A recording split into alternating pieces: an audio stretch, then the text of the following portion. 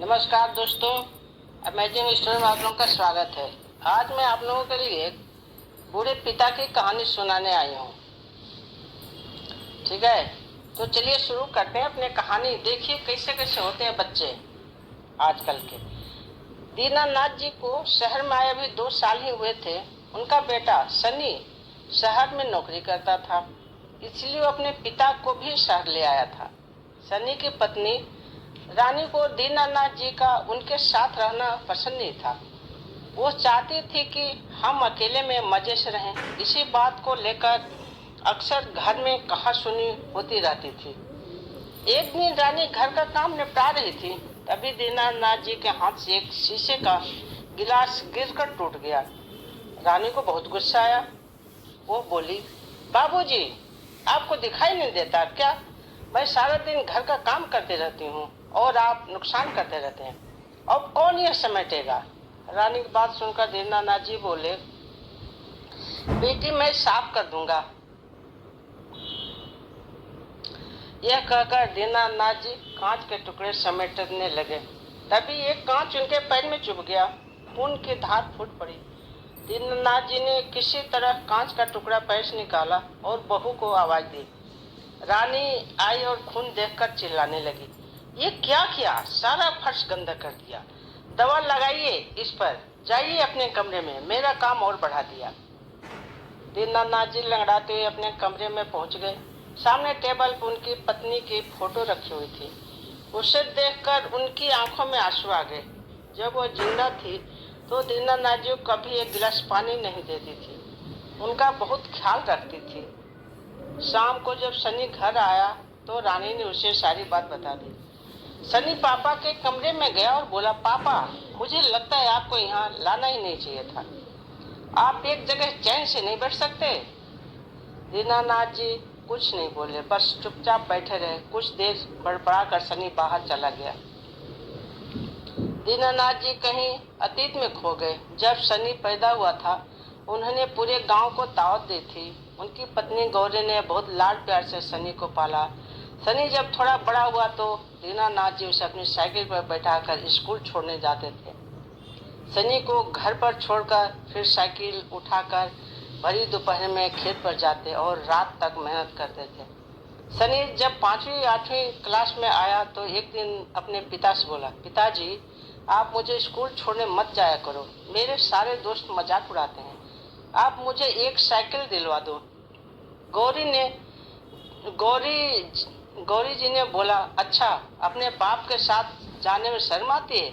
कोई साइकिल नहीं मिलेगी, जाना है तो पैदल जा। दीनानाथ जी ने सनी की बात को समझकर उसे साइकिल दिलवा दी। धीरे धीरे वो पढ़ लिख गया और शहर जाकर नौकरी करने लगा। दीनानाथ जी से अब काम नहीं होता था। सनी हर महीने कुछ पैसे भेज देता था। एक दिन सनी गांव आया। उसने बताया कि उसने एक लड़की पसंद कर ली है। वो दोनों शादी करना चाहते हैं, लेकिन वो आप लोगों को शादी में नहीं बुला सकता। शहर की शादी में आप लोग सही नहीं रहोगे।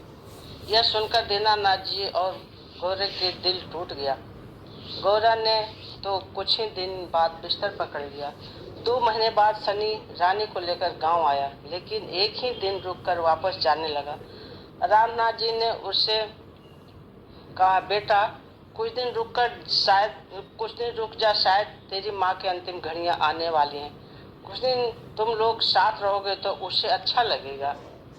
सनी ने कहा, पिताजी, रानी नहीं रुकेगी, उसे गांव पसंद नहीं आ रहा है। दोनों चले जाते हैं। कुछ दिन बाद गौरा जी अपने बेटे को याद करते करते दम तोड़ देते हैं। उस समय सनी और रानी दोनों 13वीं तक रुके थे। फिर रिश्तेदारों को कहने पर सनी अपने पिता को शहर ले आया, लेकिन अब दोनों उनसे परेशान हो चुके थे। दीनानाथ जी को अब कोई ठिकाना भी नहीं था। गांव का मकान और खेत सनी ने बेच दिया था। उसी पैसे से उसने एक फ्लैट खरीदा था और किराए के मकान से उसमें आ गया था। एक दिन शाम को समय दीनानाथ जी उदास एक पार्क में बेंच पर बैठे थे। उनके जीवन का कोई मकसद नहीं था। तभी उन्होंने देखा 3-4 उनकी उम्र के लोग वहीं पार्क में बैठे हंस रहे थे। सभी एक दूसरे से मजाक कर रहे थे। दीननाथ जी को यह देखकर अपने गांव की याद आ गई। गांव के चौपाल पर वे भी गांव वालों के साथ अपने दुख सुख बांटते थे। इसी बीच किसी की आवाज से उनका ध्यान भटका। उन्होंने नजर उठाकर देखा तो उनमें से एक सज्जन उनके सामने खड़े थे। वो दीननाथ जी से बात करने लगे। उन्होंने अपना नाम गजेंद्र बताया। उन्होंने कहा, आप भी बहू बेटे से परेशान हो? दीननाथ जी ने कहा, नहीं नहीं, ऐसी कोई बात नहीं। यह सुनकर गजेंद्र जी वो हंसने लगे और, अरे भाई, हमसे कुछ छिपा नहीं है, हम सब भी अपने घर वालों से परेशान थे, लेकिन आज देखो हम कितने मजे में हैं।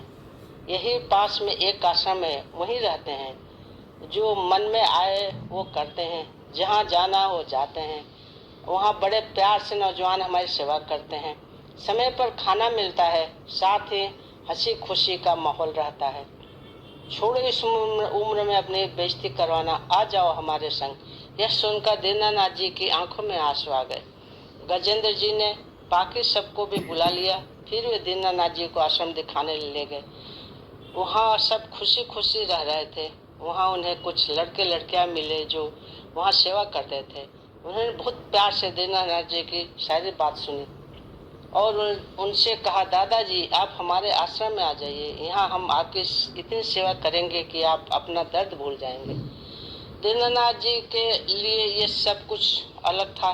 गांव में तो ऐसा कुछ नहीं था। अगले दिन वे अपना सामान लेकर घर से चल दिए। उन्होंने सनी और रानी को कुछ नहीं बताया और आश्रम पहुंच गए। वहां जाते उनका स्वागत हुआ। अब वे वहीं रहते हैं। वहां उन्हें बहुत आदर सम्मान के साथ नाश्ता खाना और पैसे भी मिलते हैं। अब वे भी उस ग्रुप का हिस्सा थे जहां केवल खुशियां बांटी जाती थी। ये थी हमारी एक बुजुर्ग की कहानी। तो बच्चों, आप लोग भी अपने माता पिता के आदर करो, उनको अनादर मत करो। आप लोगों को पालने में आपके माता पिता कितने कष्ट उठाते हैं, तो आप लोग उनकी सेवा किया करो, उनसे आदर से बात किया करो। ठीक है, यही है एक संदेश बच्चों के नाम, अगर बच्चे समझ जाएं तो ठीक। चलिए फिर अगले वीडियो में फिर मिलते हैं एक ऐसी ही नई कहानी लेकर के। नमस्कार।